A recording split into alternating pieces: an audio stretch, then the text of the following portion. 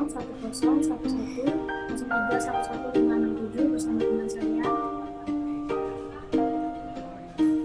Perkenalkan, nama saya Timi Regina dari Fakultas Hukum Klasik, NIM 20201011103111588.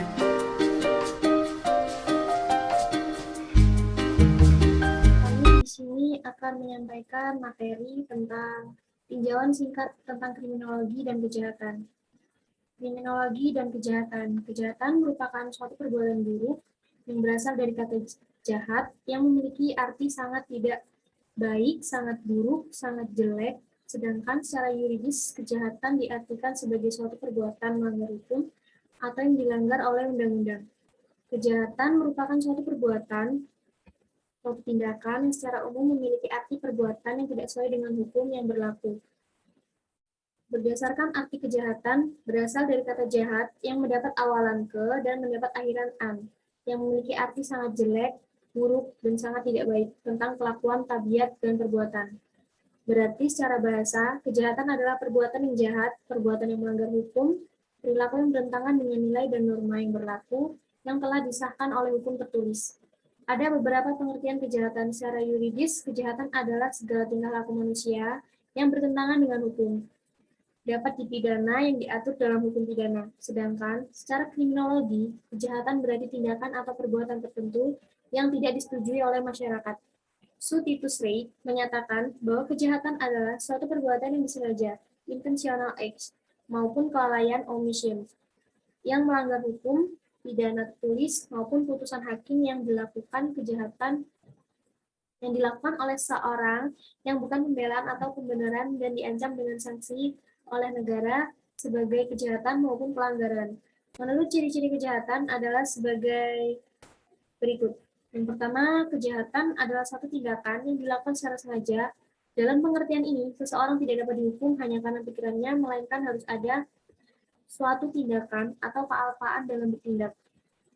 Kegagalan untuk bertindak dapat juga merupakan kejahatan. Jika terdapat suatu kewajiban hukum untuk bertindak dalam keadaan tertentu, di samping itu juga harus ada niat jahat.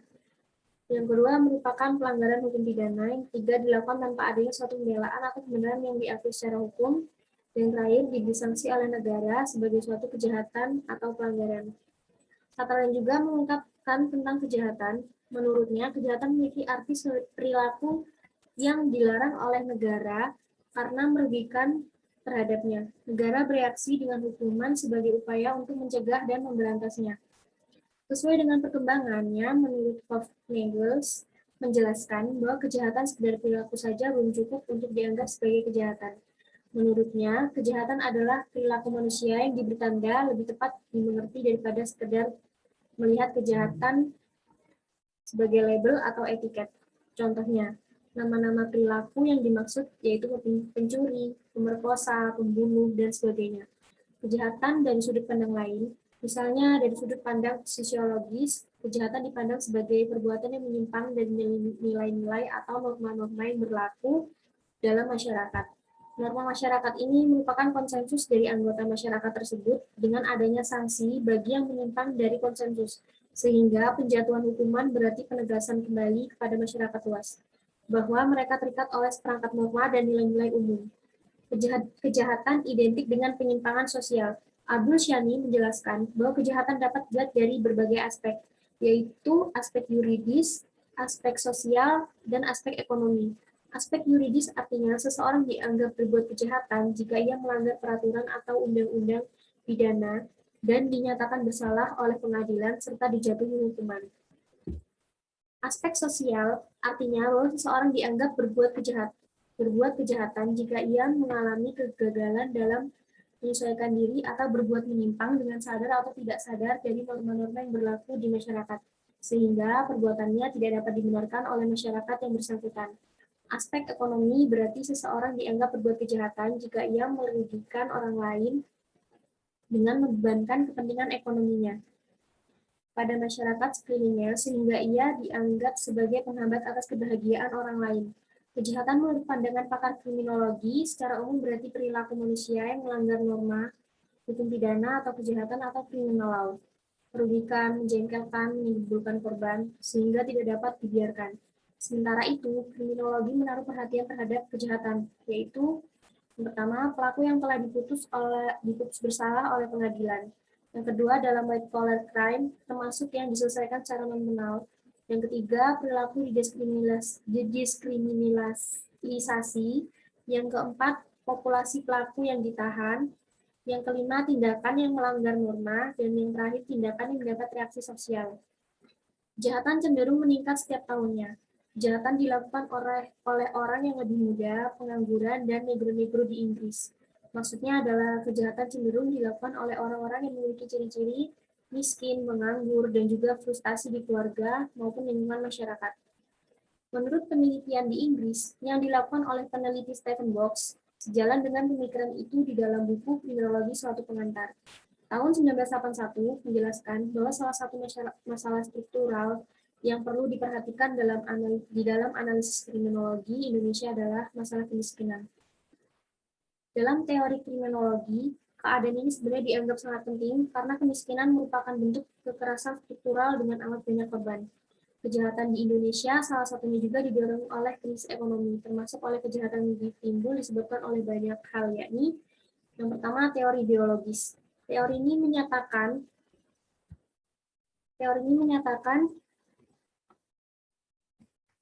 faktor-faktor fisiologis dan struktur jasmaniah di bawah sejak lahir melalui gen dan keturunan dapat memunculkan penyimpangan tingkah laku, pewarisan, tipe-tipe kecenderungan abnormal dapat membuahkan tingkah laku menyimpang dan menimbulkan tingkah laku sosiopatik. Misalnya cacat bawaan yang berkaitan dengan sifat-sifat kriminal serta penyakit mental. Faktor biologis juga menggambarkan bahwa kejahatan dapat dilihat dari fisik pelaku kejahatan itu.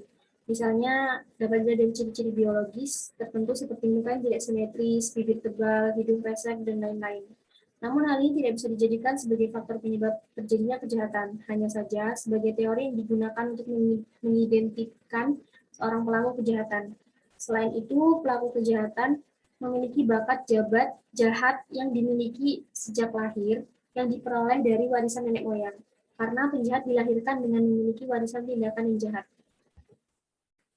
Teori psikogenesis. Teori ini mengatakan bahwa perilaku kriminalitas dapat timbul karena faktor inteligensi, ciri kepribadian, motivasi, sikap-sikap yang salah, fantasi, rasionalisasi, internalisasi yang keliru, diri yang keliru, konflik batin, emosi yang kontroversial, dan kecenderungan psikopatologis.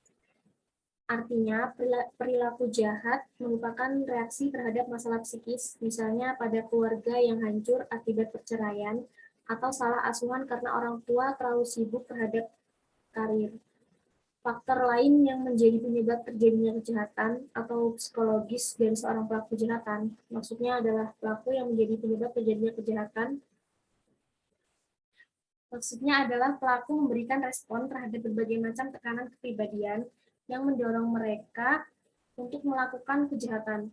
Faktor ini didominasi karena pribadi seseorang yang tertekan dengan keadaan hidupnya yang tak kunjung membaik atau frustasi. Orang yang frustasi cenderung lebih mudah untuk mengonsumsi alkohol demi membantu mengurangi beban hidup yang ada dibandingkan dengan orang dalam keadaan normal. Psikologi seseorang yang terganggu dalam interaksi sosial akan tetap memiliki kelakuan jahat tanpa melihat situasi dan kondisi. Pelaku kejahatan cenderung memiliki psikologis yang sedang dalam keadaan tertekan untuk memenuhi kebutuhan hidupnya yang tak kunjung dapat ia lakukan karena tak memiliki penghasilan tetap. Kemiskinan atau faktor ekonomi ini adalah menjadi faktor yang mempengaruhi terjadinya kejahatan. Karena demi memenuhi kebutuhan hidupnya, maka orang akan cenderung melakukan apapun itu meski melakukan kejahatan sekalipun. Orang-orang yang berada di kelas menengah ke bawah akan merasa hidupnya berbeda sekali dengan orang-orang yang memiliki pendapatan di atasnya. Hal ini mendorong seseorang untuk melakukan kejahatan karena merasa iri. Sejalan dengan pemikiran itu, bahwa salah satu masalah struktural yang perlu diperhatikan di dalam analisis kejahatan di Indonesia adalah masalah kemiskinan. Dalam kriminologi, keadaan ini sebenarnya dianggap sangat penting karena kemiskinan merupakan bentuk kekerasan struktural dengan amat banyak korban. Kejahatan di Indonesia adalah salah satu juga didorong oleh krisis ekonomi, termasuk oleh ketimpangan pendapat dan ketidakadilan ekonomi. Faktor ekonomi ini membuat orang akan memiliki keinginan untuk mendapatkan uang dalam waktu yang singkat dan dengan cara yang sederhana. Maka timbullah keinginan seseorang untuk melakukan kejahatan, salah satunya kejahatan pencurian kendaraan bermotor. Berkaitan dengan faktor ekonomi yang berdampak pada beberapa faktor lain, misal faktor pendidikan. Orang yang tergolong miskin akan identik dengan pendidikan yang rendah, karena dalam hidupnya tak mampu untuk membayar biaya pendidikan yang kian lama makin mahal. Karena berpendidikan rendah, maka seseorang akan cenderung untuk menjadi pengangguran atau hanya memiliki pekerjaan apa adanya. Sehingga hal ini bisa mempengaruhi seseorang untuk memiliki penyakit moral atau kepribadian jahat demi mencapai suatu keinginannya. Teori sosialis mengemukakan bahwa kejahatan timbul karena adanya tekanan ekonomi yang tidak seimbang dalam masyarakat. Teori ini menggambarkan bahwa untuk melawan kejahatan itu haruslah diadakan peningkatan di bidang ekonomi. Dengan kata lain, kemakmuran, keseimbangan, dan keadilan sosial yang akan mengurangi terjadinya kejahatan. Teori sosiogenis. Teori ini menjelaskan bahwa penyebab tingkah laku jahat murni sosiologis atau sosial psikologis adalah pengaruh struktur sosial yang devitatif, tekanan kelompok, peranan sosial, status sosial, atau internalisasi simbolis yang keliru. Perilaku jahat dibentuk oleh lingkungan yang buruk dan jahat. Kondisi sekolah yang kurang menarik, dan pergaulan yang tidak terarahkan oleh nilai-nilai kesusilaan dan agama. Teori ini mengungkapkan bahwa penyebab kejahatan karena dipengaruhi oleh faktor lingkungan sekitarnya, baik lingkungan keluarga, ekonomi, sosial, budaya, pertahanan, keamanan, serta penemuan teknologi. Teori ini mengarahkan kita bahwa orang yang memiliki kecenderungan bisa melakukan kejahatan karena proses meniru keadaan sekelilingnya atau yang lebih dikenal dengan proses imitation. Yang keempat, teori subkultural delinquency. Menurut teori ini, perilaku jahat adalah sifat-sifat struktur sosial dengan pola budaya yang khas dari lingkungan dan masyarakat yang dialami oleh penjahat. Hal itu terjadi karena populasi yang padat, status sosial ekonomis penghuninya rendah, kondisi fisik perkampungan yang sangat buruk, atau juga karena banyak disorganisasi familiar dan sosial bertingkat tinggi. Faktor ini bisa menjadi faktor penyebab terjadinya kejahatan. Maksud dari faktor ini adalah penyebab kejahatan dilihat berdasarkan letak suatu daerah tertentu tempat terjadinya kejahatan. Dalam hal ini, faktor ini adalah terletak dari luar dari diri pelaku kejahatan. Biasanya daerah perkotaan akan lebih rawan ketimbang pedesaan untuk terjadinya suatu kejahatan. Misalnya kejahatan terhadap harta benda, pencurian, atau perampokan. Hal ini terjadi karena biasanya orang-orang yang tinggal di perkotaan akan memikirkan strata sosial ketimbang keamanan dirinya, dengan memiliki pola hidup yang konsumtif dan cenderung foya-foya. Selain itu, pula keadaan geografis suatu daerah misalnya, kondisi jalan yang rusak juga bisa mempengaruhi terjadinya kejahatan. Pencurian kendaraan bermotor disertai dengan kekerasan karena jalan yang jelek membuat pengendara kendaraan bermotor untuk mengurangi kecepatannya, sehingga memudahkan pelaku untuk melakukan ini.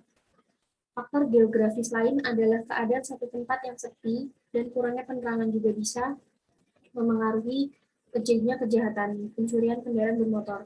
Faktor sosiologis juga memiliki peranan penting terhadap terjadinya suatu kejahatan.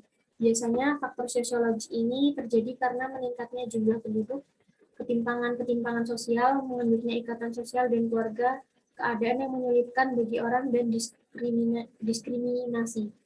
Ada 8 tipe kejahatan yang ada di muka bumi ini.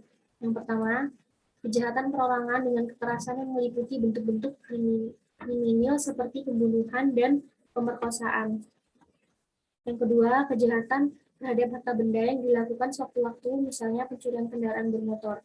Yang ketiga, kejahatan yang dilakukan dalam pekerjaan tertentu yang pada umumnya dilakukan oleh orang berkedudukan tinggi. Yang keempat, kejahatan politik yang meliputi pengkhianatan, spionase, sabotase, dan sebagainya. Yang kelima, kejahatan terhadap ketertiban umum. Pelanggar hukum memandang dirinya jahat apabila mereka terus-menerus ditetapkan orang lain sebagai orang jahat, misalnya pelacuran. Yang keenam, kejahatan konvensional antara lain yaitu perampokan, pencurian, terutama dengan kekerasan dan pemberatan. Yang ketujuh, kejahatan terorganisasi yang dapat meliputi pemerasan, pelacuran, perjudian, terorganisasi, serta pengedaran narkotika. Dan yang terakhir, kejahatan profesional yang dilakukan oleh suatu cara hidup seseorang. Perilaku seringkali menganggap bahwa dirinya merupakan bagian penting dari suatu kejahatan atau memiliki status yang tinggi dalam suatu kejahatan. Tipe-tipe kejahatan di atas memiliki beberapa faktor penyebab, diantaranya adalah faktor biologis, faktor psikologis, faktor sosiologis, dan juga faktor tipologis, termasuk juga kejahatan pencurian kendaraan bermotor. Ada beberapa unsur yang turut menjadi penyebab terjadinya kejahatan, yakni yang pertama terlantarnya anak-anak. Kejahatan terhadap anak-anak dan pemuda sudah merupakan bagian besar dalam kejahatan. Lagi pula, penjahat-penjahat yang sudah dewasa pada umumnya sejak mudanya menjadi penjahat dan sudah merosot kesusilaannya sejak kecil. Yang kedua, kesengsaraan. Para ahli statistik sosiologi dapat mengidentifikasi bahwa angka pencurian akan semakin bertambah bila keadaan kehidupan masyarakat semakin sukar yang ditandai dengan naiknya harga kebutuhan pokok. Kesengsaraan akan sangat berpengaruh terhadap kejahatan, misalnya pencurian. Yang ketiga, nafsu ingin memiliki dalam kehidupan masyarakat. Nafsu ingin memiliki dari golongan miskin dibangkitkan oleh kekayaan yang dipertontonkan, namun ditekan oleh ajaran kesusilaan bahwa hal tersebut adalah dosa. Ada kecenderungan bahwa pencurian biasa lebih banyak dilakukan oleh karena maksud-maksud kesengsaraan, dan sedangkan kejahatan yang lebih kompleks bentuknya lebih dikarenakan nafsu ingin memiliki. Yang keempat, alkoholisme. Pengaruh alkohol terhadap kejahatan sampai saat ini masih menempati posisi paling tinggi dan beragam jenisnya. Yang paling berbahaya dari efek mengonsumsi alkohol adalah melakukan tindak kekerasan dan kejahatan terhadap harta benda. Dan kelima, rendahnya budi pekerti. Maksudnya adalah lingkungan masyarakat yang kurang memperhatikan norma-norma yang berlaku, termasuk rendahnya pendidikan dan pengetahuan berakibat pada seseorang untuk melakukan kejahatan. Kesulitan-kesulitan bagi orang dalam masyarakat modern untuk berintegrasi sebagaimana mestinya dalam lingkungan masyarakat, keluarga, tempat kerja, maupun lingkungan sekolahnya. Faktor ini juga bisa menyebabkan terjadinya kejahatan, pencurian kendaraan bermotor, mengendurnya ikatan sosial di masyarakat, bisa mengakibatkan terjadinya kejahatan pencurian kendaraan bermotor.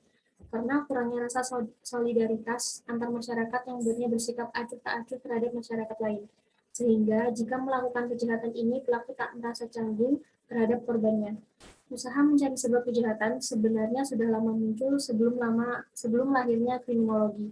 Misalnya teori penyebab terjadinya kejahatan yang tidak berorientasi pada kelas sosial.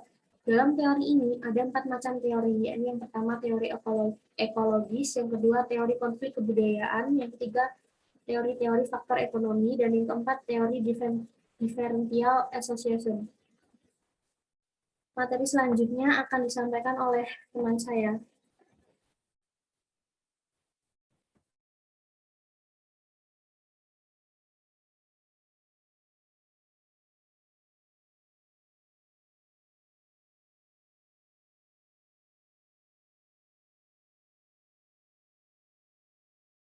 Mungkin mic-nya belum hidup. Yang kedua, teori konflik kebudayaan. Teori konflik kebudayaan ini merupakan hasil dari konflik nilai sosial. Salah. Selanjutnya, Sabar. Dari teori ekologis.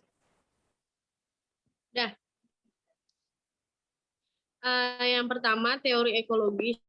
Teori ekologis ini adalah teori mencari sebab-sebab kejahatan dari lingkungan manusia maupun lingkungan sosial, seperti kepadatan penduduk, mobilitas penduduk, hubungan desa dengan kota, khususnya urbanisasi, dan juga daerah kejahatan dan perumahan kumuh. Semakin padatnya penduduk di suatu daerah, maka akan menimbulkan konflik sosial yang beragam.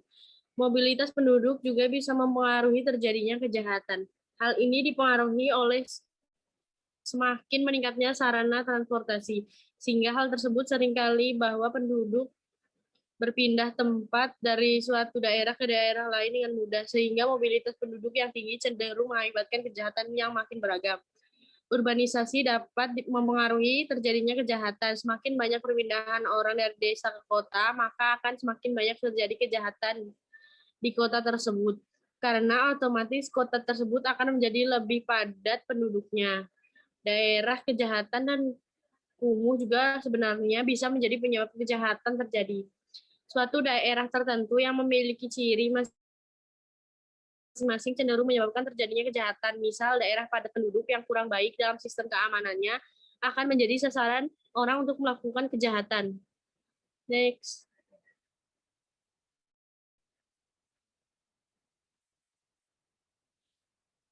Yang kedua, teori konflik kebudayaan. Teori konflik kebudayaan ini merupakan hasil dari konflik nilai sosial. Selanjutnya, konflik tersebut memengaruhi perkembangan kebudayaan dan peradaban.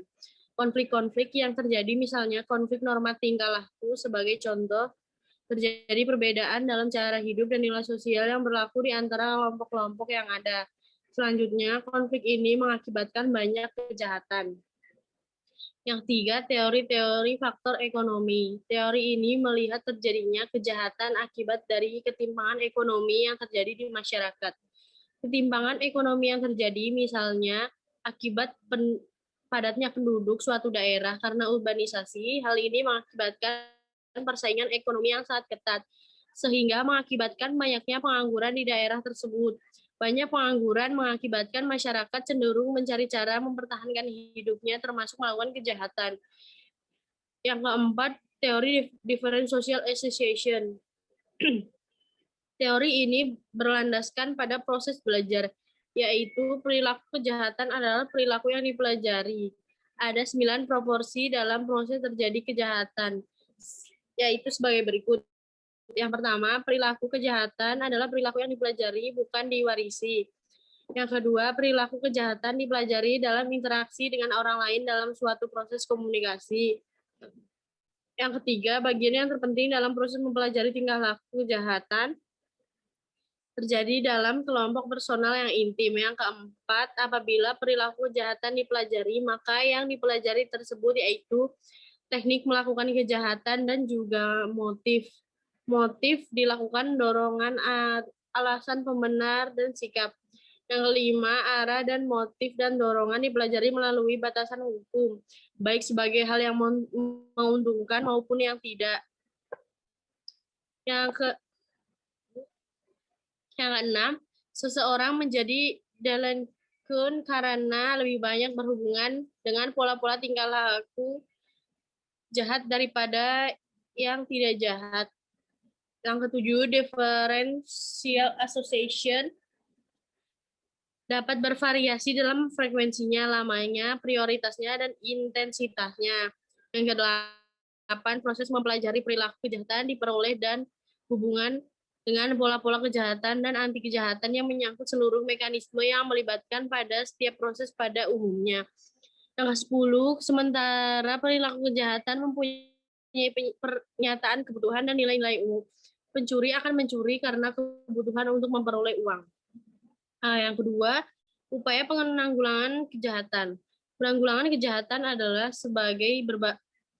berbagai kegiatan proaktif dan reaktif yang diarahkan kepada pelaku maupun korban pada lingkungan sosial maupun fisik yang dilakukan sebelum maupun setelah terjadi kejahatan.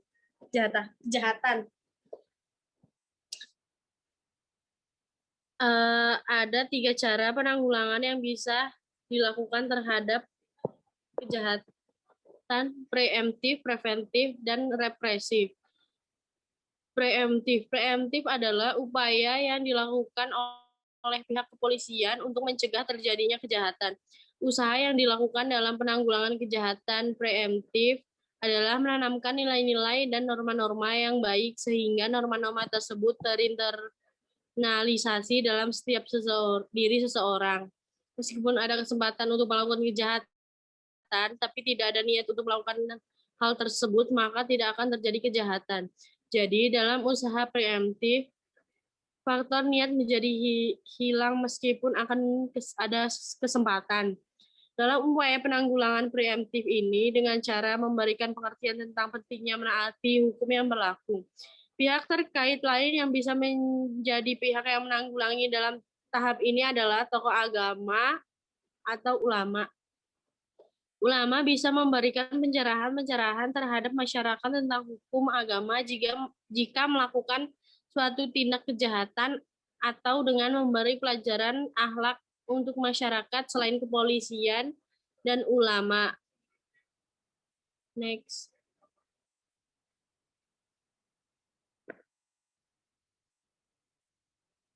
Next, Rima. Pihak yang juga melakukan upaya terpidana akan dibatasi hak-hak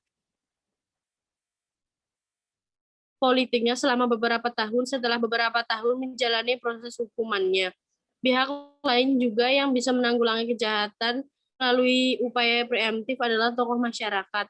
Tokoh masyarakat bisa mempengaruhi masyarakat sekitar melalui usaha membangkitkan jiwa kerohaniannya. Meskipun kegiatan telah dilakukan seringkali, namun kegiatan yang demikian harus dipandang perlu sebagai upaya membangkitkan kesadaran akan pihak lain akan sifat bahaya kejahatan terhadap diri sendiri, keluarga, dan masyarakat. Sementara usaha lain yang dilakukan oleh pihak lain, yaitu pendidikan, adalah melakukan revitalisasi dan reaktualisasi pendidikan karakter, pendidikan intervensi, dan pendidikan habituasi, dan membangun kesadaran kecerdasan moral dan nilai. Yang kedua, preventif. Upaya preventif ini adalah merupakan tindak lanjut dari upaya preemptif masih dalam tahap pencegahan sebelum terjadinya kejahatan. Upaya preemptif ditekankan adalah menghilangkan kesempatan untuk melakukan kejahatan. Mencegah kejahatan lebih baik daripada mendidik penjahat menjadi lebih baik. Sebagaimana semboyan dalam kriminologi, usaha memperbaiki kejahatan perlu diperhatikan dan diarahkan agar tidak terjadi lagi kejahatan ulangan. Next.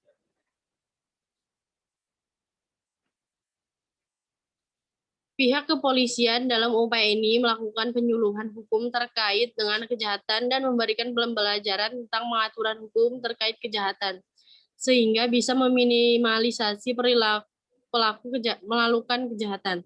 Selain itu, pihak kepolisian memberikan penyuluhan kepada masyarakat tentang tindakan yang bisa menyebabkan terjadinya kejahatan. Misal, masyarakat harus berhati-hati dalam meletakkan kendaraan bermotor dan juga mengurangi melewati jalan yang sepi, jalan yang rusak, dan kurang penerangan.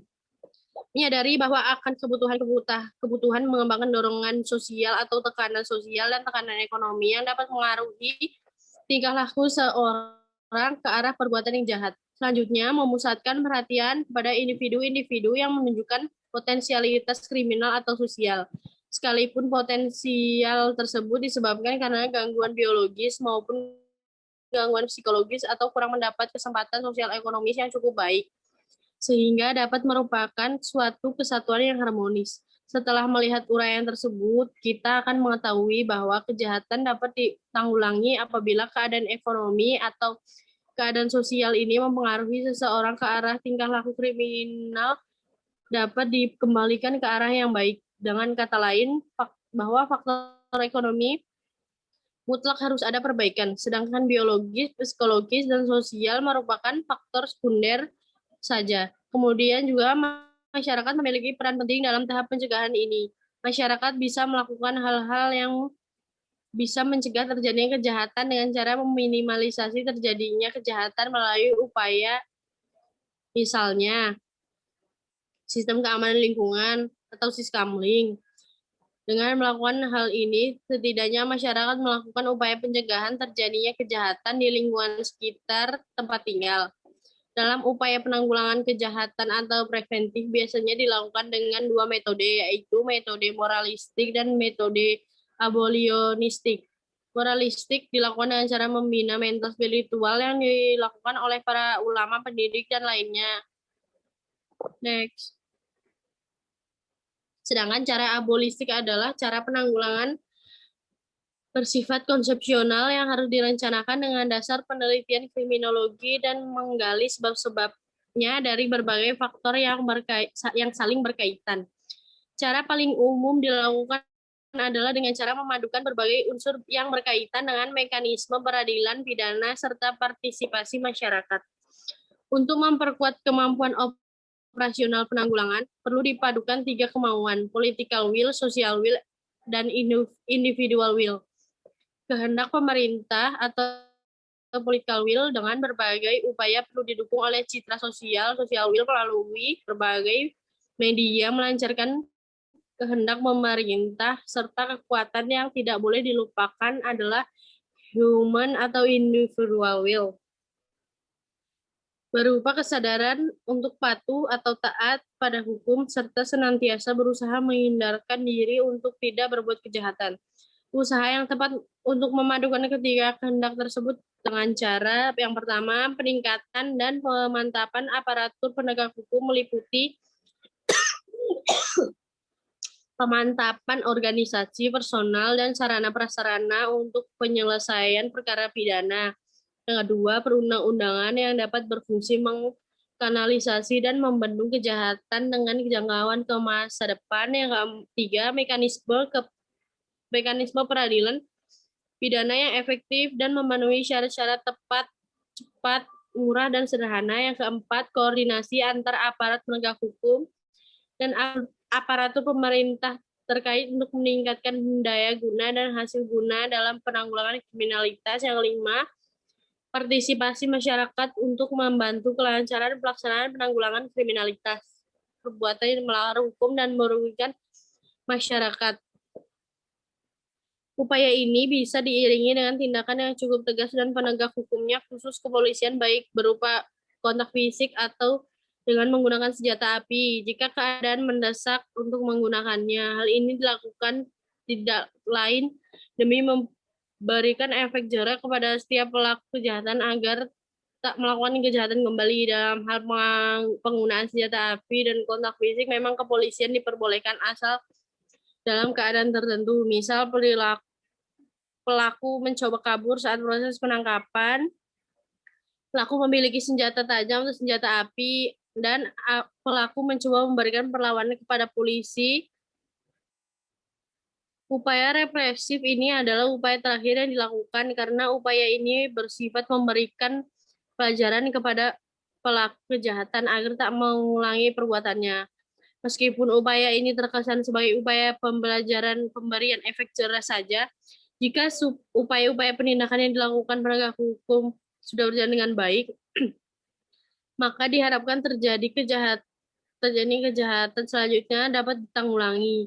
Diharapkan dengan adanya penindakan terhadap kejahatan yang baik akan memberi efek jera terhadap setiap pelaku kejahatan. Selanjutnya, aturan Italia positif atau the positive theory.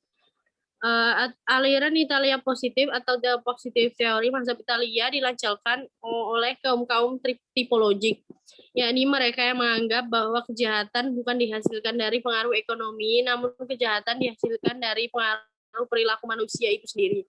Penolakan terhadap aliran klasik ini disebut aliran positive school. Pada abad ke-19, aliran positif muncul ketidakpuasan dari jawaban aliran-aliran klasik, aliran yang berusaha menjelaskan mengapa seseorang bisa bertindak jahat. Aliran ini bertolak pada pandangan bahwa perilaku manusia ditentukan oleh faktor-faktor di luar kontrolnya, baik yang merupakan faktor biologik maupun kultural. Ini berarti manusia bukan makhluk yang bebas untuk berbuat menurut dorongan keinginan, tetapi dibatasi oleh perangkat biologik dan situasi kulturalnya. Secara singkat, aliran ini berpegang pada keyakinan bahwa kehidupan seseorang dikuasai oleh hukum sebab akibat, cause effect relationship. Aliran positif mempunyai landasan berpikir sebagai berikut. Yang pertama, kehidupan manusia dikuasai oleh hukum sebab akibat. Yang kedua, masalah-masalah sosial seperti kejahatan dapat diatasi dengan melakukan Yang ketiga, studi secara sistematis mengenai tingkah laku manusia. Yang keempat, tingkah laku kriminal adalah hasil dari kona pelaku kejahatan. Pelopor dari ajaran positif ini adalah Cesar Lombroso pada tahun 1835 sampai 1909. Ajaran Lombroso menggabungkan positif McComte, evolusi dari Darwin, serta banyak lagi pionir dalam studi tentang hubungan kejahatan dan tubuh manusia. Mazhab ini dikenal sebagai mazhab Italia. Menurut pelopornya, kejahatan merupakan bakat manusia yang dibawa sejak lahir. Dikatakan oleh Lombroso, criminal is born, not made. Teori Lombroso tentang born criminal, hal sifat bawaan dan watak. Next. Masyarakat mempunyai penjahat sesuai dengan jasanya. Berarti tergantung dari masyarakat sendiri dalam usahanya menghadapi kejahatan yang ada. Sedangkan penjahat dianggap kurang berperan. Ia membandingkan penjahat sebagai bakteri. Apakah bakteri tersebut akan berkembang atau tidak tergantung tempat bakteri tersebut diletakkan. Kalau ditaruh di tempat yang steril, maka tidak akan berkembang. Dalam hal ini, masyarakat diumpamakan sebagai untuk tempat meletakkan bakteri tersebut. Usaha mencari hubungan antara kejahatan dengan ciri-ciri biologis tertentu. Misalnya, dicoba dengan mencari hubungan antara jenis kelamin atau seks dengan kejahatan. Perbedaan antara pria dengan wanita sudah diperdebatkan oleh para ahli sejak zaman dahulu, seperti Aristoteles hingga abad 20 ini, yang pada dasarnya berputar di sekitar dua teori besar, teori nature and teori nurture. Secara garis besarnya, penyuluh teori nature beranggapan bahwa perbedaan biologis adalah antara pria dan wanita disebabkan oleh faktor-faktor biologis kedua insan ini. Sedangkan pengikut teori nurture beranggapan perbedaan ini tercipta melalui proses belajar dari lingkungan.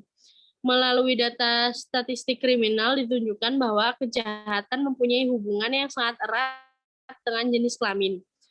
Di semua negara, jumlah kejahatan yang dilakukan oleh laki-laki lebih besar daripada kejahatan yang dilakukan oleh wanita. Baik dalam jumlah keseluruhannya maupun pada masing-masing kejahatan, terkecuali kejahatan yang berhubungan dengan aborsi. Usaha lainnya adalah dengan mencari hubungan antara kejahatan dengan ciri biologis yang lain, yaitu umur. Perbedaan umur akan mempengaruhi perbedaan ciri-ciri biologis, misalnya pada pria tumbuh jakun, kumis, dan sebagainya. Next. Sekian presentasi dari kami. Jika ada kurangnya, kami mohon maaf. Kami akhiri. Wassalamualaikum warahmatullahi wabarakatuh.